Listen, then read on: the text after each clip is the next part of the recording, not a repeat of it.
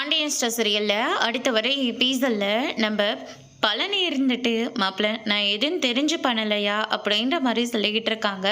மாமா நீங்கள் எனக்கு எந்த ஒரு விளக்கமும் தர தேவையில்லை, எல்லாத்தையும் நானே புரிஞ்சுக்கிட்டேன். இது ஒன்றும் உங்களுடைய சம்மதத்தோடு இந்த இடத்துல கடை பார்க்க கிடையாது. அதே மாதிரி இங்கே தான் கடை வைக்க போகிறாங்கன்றதும் உங்களுக்கு தெரியாதுன்றது எனக்கே நல்லா தெரியும் அப்படின்ற மாதிரி கதிர் வந்து சொல்லிடுறாங்க.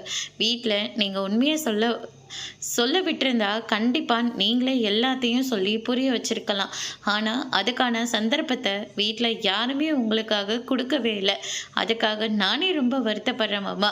அவங்க செஞ்சதுக்காக நான் உங்ககிட்ட மன்னிப்பு கேட்டுக்கிறேன் அப்படின்னு சொல்லிட்டு கதிர் வந்து சொல்லிக்கிட்டு இருக்காங்க. குமர்வேல் இருந்துட்டு என்ன இங்கே வந்து நாடகம் போட்டுட்ருக்கியா அப்படின்னு சொல்லிட்டு கேட்கவும், அதுக்கு அடுத்துதான் தேவையில்லாமல் நீ வார்த்தையை விடுற, கொஞ்சம் அமைதியாக இரு, நானும் எங்கள் மாமாவும் தான் பேசிக்கிட்டு இருக்கோம் அப்படின்ற மாதிரி சொல்லிடுறாங்க. நாயை விரட்டுற மாதிரி என் சித்தப்பாவை நீங்கள் விரட்டி விட்டுருக்கீங்க. ஆனால் இப்போ வந்து மாமன்னு சொல்லி உரிமை கொண்டாடிட்டு இருக்க நீ எல்லாம் ஒரு ஆள் அப்படின்னு சொல்லிட்டு கதிரை பயங்கரமாக பேசிக்கிட்டு இருக்காங்க.